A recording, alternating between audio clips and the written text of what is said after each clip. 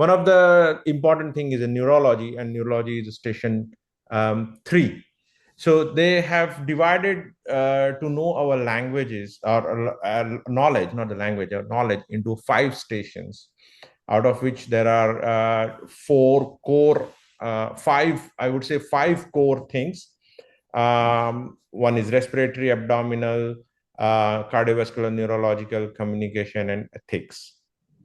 Other 2 stations are history taking and skin. Now imagine so many things of the medicine they want. They are preparing you to get a job as a registrar in UK.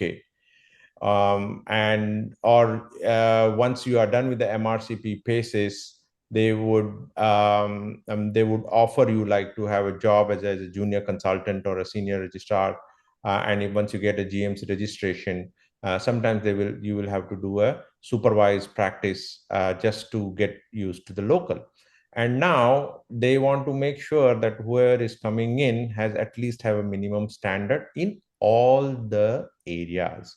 So let's talk today only about the station 3. And station 3 is one of those dual station where you have a cardiovascular and the neurology. And one of the important thing that happens is if you get a cardiology first, and if you're or somehow you have looked on that case or it didn't go well, then probably you carry that bag into the next 10 minutes and you tend to ruin that.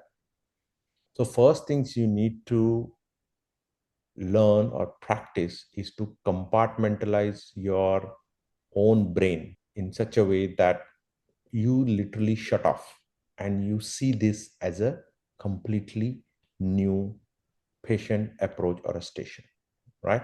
You're getting me? Yes, sir. Right.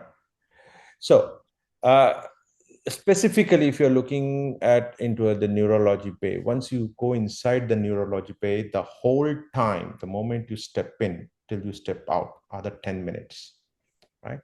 In that 10 minutes window, you need to have this reading the instruction, examining the patient, and discussing your finding. Neither of them should overlap or try to encroach upon the other's time. And this happens only by the practice. As you know, the biggest challenge is the time. And if you try to attempt a proper textbook neurological examination, you're going to run out of it. Usually you should be relaxed. You should be take approximately 30 seconds, orient yourself, just look at the patient. You will get lots of clues.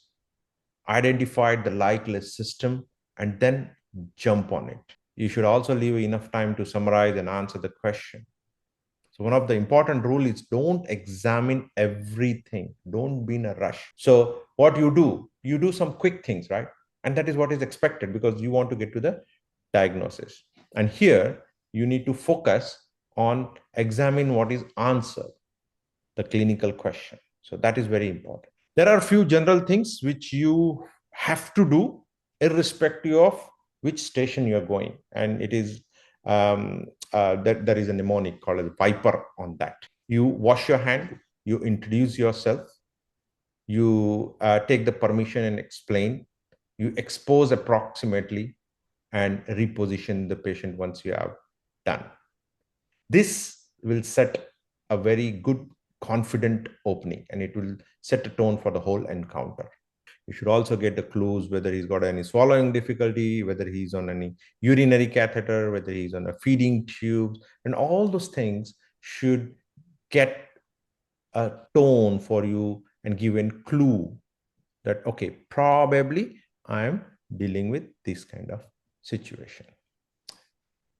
Like I said, as you are inspecting, you should be able to, suppose the patient is a kind of ambulatory or the patient walks in while you are there, or patient had gone for a loo and he enters into your cabin where you are standing. You get an idea about what is a gait. You see the aids, you see the posture, how he's sitting. And by this time, within 30-35 seconds, you have gathered this, you jump to the examination.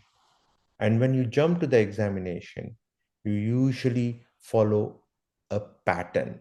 You examine, you localize it, and then you prepare yourself for the presentation. So when you're examining, you usually have your own pattern. If this isn't just an example given, but you can make your own pattern. So tone, power, reflex, coordination, sensation. You don't have to follow exactly the same, but you can adopt your own.